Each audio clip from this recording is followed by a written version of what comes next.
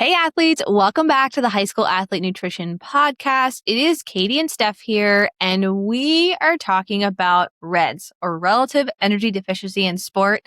But for the sake of stumbling over our words, we're going to say REDS for the rest of the podcast. You may have heard of REDS before, and you may have not. You may have heard things like underfueling, low energy availability, or the female athlete triad. Those are all things that kind of overlap with REDS. We're really going to dive into what is REDS today and how does it even link with disordered eating or an eating disorder, and what do all these things mean for your performance. And we wanted to cover and do a deep dive on this again because it's so important that you know what's happening in your body. We really want you to know what are the signs and symptoms of REDS, how can you correct underfueling, what impact will it have, and ultimately how can you prevent it so you can keep leveling up your game. Put simply, you just can't perform if you're not giving your body enough fuel.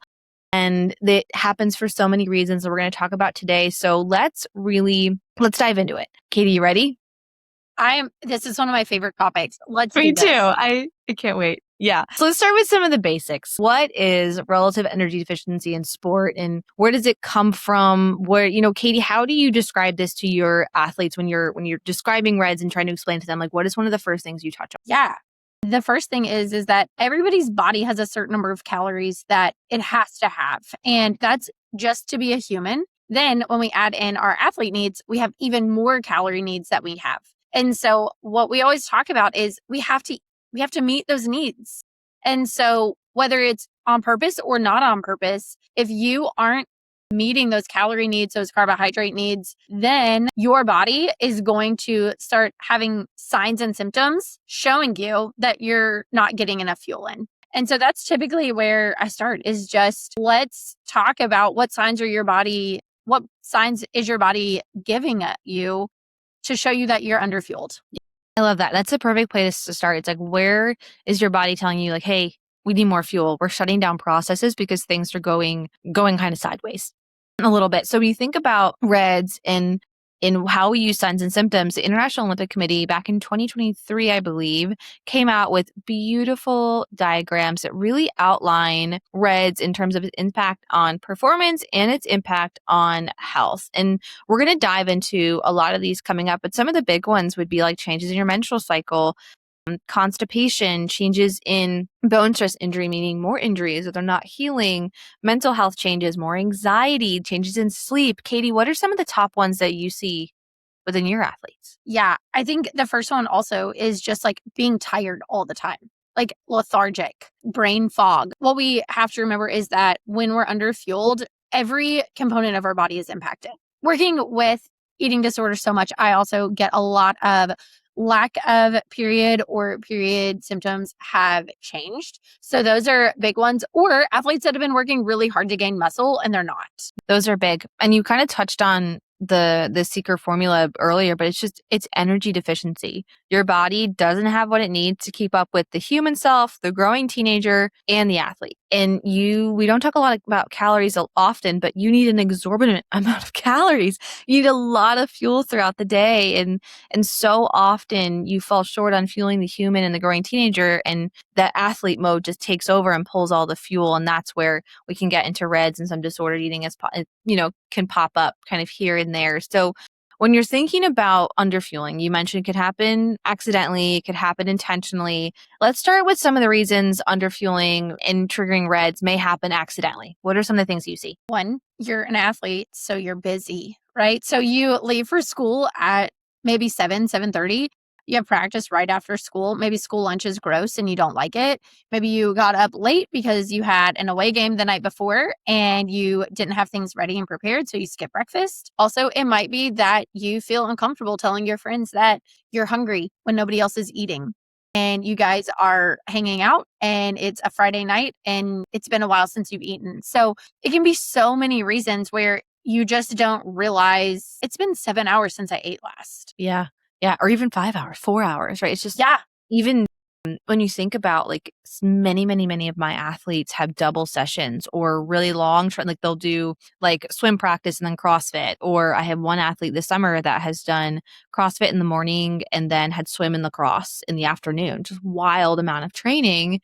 And when you train that intensely or that in long duration, it blunts your hunger cues. So you're just not triggered to eat. And that's a big issue too. So it really can be totally on accident, unintentional. Just life gets ahead of you and you forget to fuel. And honestly, this is the bucket I fell into in high school. I was just so busy. I ate enough throughout the day, but just wasn't enough to keep up with those three things: the human self, the growing teenager, and the athlete. Just couldn't do it. But I think a big thing is we also see athletes trying to do their best and focus on nutrition, but they focus on the wrong thing. I see them huge focus on protein all the time. Like really thinking about protein. Like what are some things that you see athletes making that mistake with, or what are some of them only focusing on protein? Yeah. I see athletes even trying to do the right thing and cutting out foods that they don't feel like are like healthy foods and not replacing it with things that are like grains or carbohydrates. And so then we're getting rid of carbs, but we're not adding back in carbs. And so then we're literally just not eating enough. Like the answer might not be add more fruits and vegetables. That's a lot of times with our high school athletes actually not the answer, because it's already hard enough to get enough calories in you. So to just cut out a lot of foods and just increase fruits and veggies is not actually going to be the answer. So that's something that I see a lot with my athletes who are trying to do better, but they just don't know better. And so these are the conversations though of where we want our athletes listening to hear, well, what do we do better? And so with protein, I also agree that that is what everybody is being told that we need to do more of right now. But that's for athletes. What we know based on the Olympic plates is that the more you do, the more exercise you do, the more carbs you need, not the more protein you need. It goes from being a third of your plate carbs. And then when you're doing more than a 90-minute practice to half of our plate being carbs, and the protein kind of stays the same. Yeah. Yeah. And this is where it's a very sticky kind of gray area, because it can cross over into disordered eating or an eating disorder very, very quickly, where you're eating normally and then now you're focusing on more protein, cutting back on carbs, focusing on fruits and veggies. And then maybe now you're skipping some breakfast, skipping out a snack, following someone on social media that might not be giving the best advice. And you kind of hit that slippery slope of disordered eating where you're now intentionally restricting. Might have started out accidental, turned into more intentional. And that's where, we're going to talk about this a little bit, what you want to do to get out of that coming up, but really thinking about this is where that slippery slope can start. Yeah. And with that slippery slope too, I think is it's okay to want to fuel our body to perform your best, but you have to find the right resources and the people that are telling you what is balance, and being careful that no form of cutting anything, like if you're cutting everything out, that is extreme. Or if you're cutting out a whole food group, that is extreme. And understanding that like that is not what's best for an athlete in any way, shape, or form. Yeah, definitely need variety. And I think a question I get asked all the time, especially from parents, is like, well, how common is this? Like, how common is REDS, or how common is disordered eating? And there have been some recent meta-analysis that have come out that show like 1 in 5 athletes across different sports met criteria for disordered eating, which is quite a bit. And then when you think about for other research, like there's a 2025 study of collegiate athletes that came out when it was almost 40% were positive for ED risk or eating disorder risk. 47% were positive for low energy availability or REDS. And these numbers are large, but this is just the percentage of athletes who know what REDS is and check the box and say, yes, identify as that, right? There's a huge portion that still doesn't even know that they're under fueling. Yeah. Which, I mean, so that just tells us how big this number actually is. It's definitely a challenge. It's not just like, I think that's why we've kind of taken a step above even the female athlete triad, because it's not just a female issue. It's not just a gymnast issue. It's not just, a swimmers. It's across all sports, all communities. All athletes are really struggling with just getting enough food, whether intentional or unintentionally. And this is where Katie and I come in to talk about, okay, well, what happens and what do you do when all of this happens? And so when you are under fueling, your body shifts. And it starts to say like, okay, now I need to conserve energy. I need to start, if you're not going to take care of your body's going to be like, okay, well, I'm going to start shutting down processes to save some energy so that hopefully we can preserve ourselves as long as possible. And so Katie touched on changes in menstrual cycle. Your menstrual cycle might stop, or your bone density might drop because your body's pulling calcium and not able to put energy back in and calcium back in because you're not eating enough, or You might feel cold more often, and just a lot of different things that happen to your body when you're not fueling properly. What are you common things that you see when you're not feeling enough within your athletes and clients you're working with? Yeah, I actually wanted to give an example of a red situation that I would have told you is more of the it's not as common. It's not as commonly identified. So, first off, I have a high school boy that I'm working with, and he plays basketball and baseball. So, already, one that would easily get overlooked just because he's not a female. And it's been one of the most fun ones that I've gotten to work with in a while. So, when he first started, he had gotten rid of a lot of carbs. And over the summer, he's been playing basketball for like an hour to 2 hours a day and lifting another hour a day. So doing 2 to 3 hours of training 7 days a week for a period of time. And so what we've been doing is adding in during workout snacks, adding in carbs at meal, adding in like sports drinks and things like that, having a nighttime snack. And the last 2 sessions, he's just been like, I feel like I have so much more energy. I feel like my legs are recovering faster. And he even said, I even took a day off because I could tell my legs were getting tired. So I took 2 days off and I came back and felt like I had one of the best workouts that I've had in a really long time. And then today he said to me, I'm moving weight so easily in the gym now. And these are the things that you don't even know are happening because they become so normal that you are so tired and your workouts are so hard that then once you start fueling more, you're like, oh my gosh, this is so much better. So I also think that there's a level of when underfueling has been happening for a while, we just don't know what we don't know. Yeah, that's a great point. And I think there's like no shame in being like, oh, okay, I have been underfueling. I mean, that was me as a high school athlete, realizing like, whoa, what is going on? Pause and correct, really, and really thinking about that. And that's where us diving into some of the signs and symptoms right now is so important. You hit on a big one, like fatigue, feeling tired. And I think there's a difference between feeling tired from training and then feeling chronically tired because your body is running on empty. Yes. I oftentimes will tell athletes, if you feel like you have to have an energy drink to make it through, we need to be asking 2 questions. Are you getting 7 to 10 hours of sleep at night? And are you eating 5 to 6 times a day? Because if those aren't happening, then that is why your brain is screaming that you need caffeine, because caffeine blocks the receptors to make you not feel tired anymore. And so I think too, our connection of when I feel tired, what do I need is becoming energy drinks. It's becoming caffeine. It's not becoming maybe I need a snack. And so that chronic tired that you're talking about is part of underfueling, and we're not giving our body the right things. Yeah.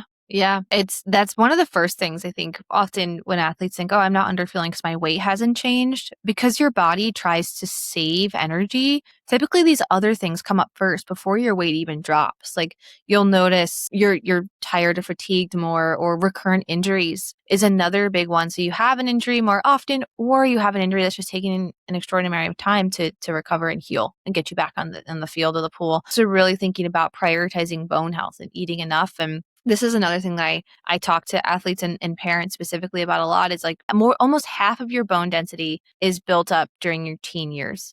And then you finalize building that bone density in your mid to late 20s, right? And so if you're not taking care of your body and adding a lot of fuel in, you're impacting yourself when you're 70 or 80. And many athletes are thinking like performance right now, but I'm also thinking like, yes, I want you to train and perform now, but I also need you to be walking upright when you're 70. Yes. And so it's just so important to think about bone density in terms of that. And then menstrual cycle changes too. Mm-hmm. So often athletes say, oh, it's normal. I lose my cycle during preseason or midseason. It is not normal. It's common, not normal. Mm-hmm.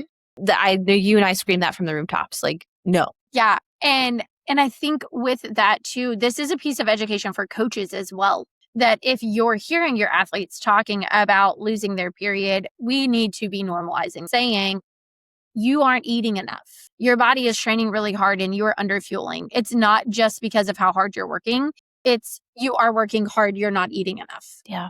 Yeah. It's truly a vital sign for athletes who are menstruating. Like if you don't have your cycle, it's a sign that just like your blood pressure, your heart rate, your doctor checks, your menstrual cycle, like being normal is super important. It shows that you have hormones. You're able to boost your bone density. Like you have estrogen. You're able to build just bone density and muscle mass and mood and stability are really, really important around that cycle. And talking about mood and stability, like having anxiety and more depression and more nervousness and just difficulty concentrating, all of that brain health and brain support can come back to underfueling.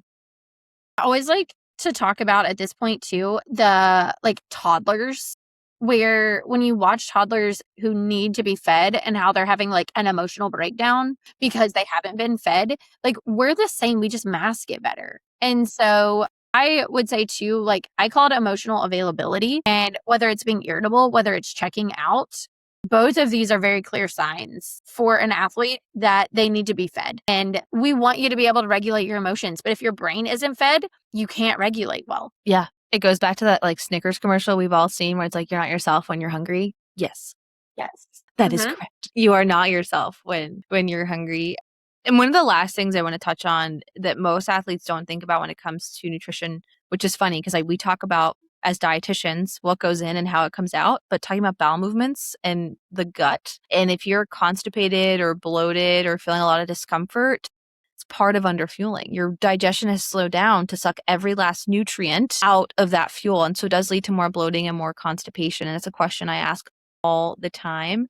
I had a marathon runner in my office last week and we were chatting and I was like, oh, how is your body regulation? She's like, oh, I'm always cold. How are your bowel movements? She basically checked every single red flag. And after 2 weeks of adding in just some more fuel, she's like, I'm pooping every day. I'm like, what a dream. Like imagine like your body can just turn back on like that. And so it's so common for constipation and bloating to be some of those symptoms, but people scoot to the side because, oh, I'm training a lot. That's why. Really, it's most likely related to underfueling. So turning the ship around, how do we prevent underfueling? What are some maybe 2 or 3 foundational things that we can leave them with to make sure they're eating enough? Yeah. So I would start with saying breakfast. Breakfast, breakfast, breakfast. Breakfast is important for a multitude of reasons, right? So when we wake up and we have something to eat in the morning, it activates our hunger hormone called ghrelin. And that helps to regulate your hunger throughout the rest of the day. And so that right there is a big, big thing. So that at 12 o'clock, you're being told you're hungry. At 3 o'clock, or whatever, across the board on a more regular series. But also, I think it's important for breakfast because it's going to help give you the energy you need for the first 3 to 4 hours of your morning. Yeah. And so then you're kind of on a schedule of getting that energy, using that energy, getting the energy, using the energy. And that can be really, really important for making sure that we're getting closer to having enough. So that would be the first place that I always start is like, when are you starting your day with food and making sure then that we're eating consistently after that. So I would also say planning, which is really hard and it feels like another thing to add to your schedule. But the other thing too that comes from this is when you're fed, you're able to handle more. You're able to have more just like endurance in life, to be able to tackle more, to be able to do it more efficiently, to be able to focus for longer. And so if you're planning your food and you're eating more consistently, I would say that you'll feel like you have the ability to tackle all of that as well. Yeah, you take my favorite word. Consistency is one of the best things, right? Starting with breakfast and then just setting the tone for the rest of the day, like breakfast snack, lunch snack, pre-workout snack, mid-workout snack if you need it, recovery snack, dinner, evening snack.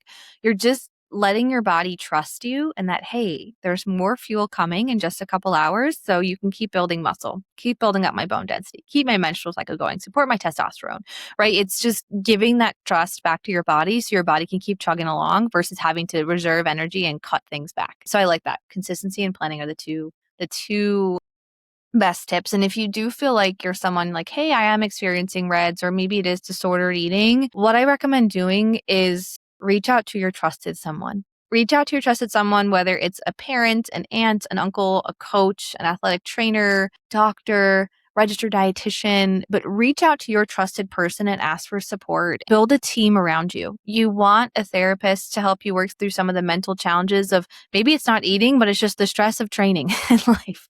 And having someone help you cope with that. You want a registered sports dietitian, look for that CSSD credential to help support you in building your fueling plan. And you need family support. You need friends. Like you build that community who's going to remind you like, hey, have that snack. Hey, let's go shopping and grab breakfast stuff. Like you need that all around community. It is so hard to do it alone. And so that's kind of my best advice. And one final thing, as a parent or a coach listening, like, this is your chance to change the culture within your Mhm. family, within your team. Pay attention to eating habits, look at different mood, talk to them about sleep.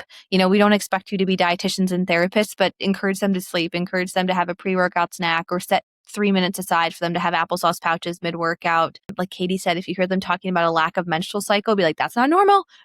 Just add something in. And or if you're not comfortable talking to your team or your athletes about that, bring someone like myself or Katie in, registered sports dietitians who can address this as a group and just bring it to light and have that conversation. But really just changing the culture and creating that positive within the team is going to be so important. Do you have a tip for parents and coaches, Katie? I feel like you have to have something up your sleeve. Well, as a coach, I definitely would say that having the snacks in the locker room is just so helpful. My girls will bring out their snack to warm ups as as they're just hanging out the first few minutes of getting ready. That's when they're having it, and not taking it away if they're not responsible. What needs to be happening is a different consequence. Make them have the fuel, have it available, because also when we're having it at practice, we now know that these are great snacks to have during halftime as well, because we know that they tolerate it and we know that it doesn't cause their stomach to hurt. So I would say that that's just another area from a coach, like Stephanie was saying, of just like setting the culture, is promoting fueling, is promoting healthy women's bodies. Like, that is so, so, so important. Yeah, that's a great tip. That's really good. So hopefully you were able to take something. This is a pretty deep, research heavy podcast and a lot of tips and about REDS and disordered eating. But if you can take one thing away that helps you, a teammate, a friend, your own athlete, whatever you can take away to support an athlete, it means the most to us. We want you as athletes to be stronger, to be more competitive, to be faster, to have better endurance. And it really comes down to taking care of your body and making sure that you're sleeping, you're fueled, you're hydrated, and your mental health is strong. So we want to thank you for tuning in to this episode of the High School Athlete Nutrition Podcast. If you like this episode, please leave us 5 stars. And if you want to leave us feedback or recommend other topics, please head to the show notes and head to our podcast website. Until next time, athletes, happy fueling.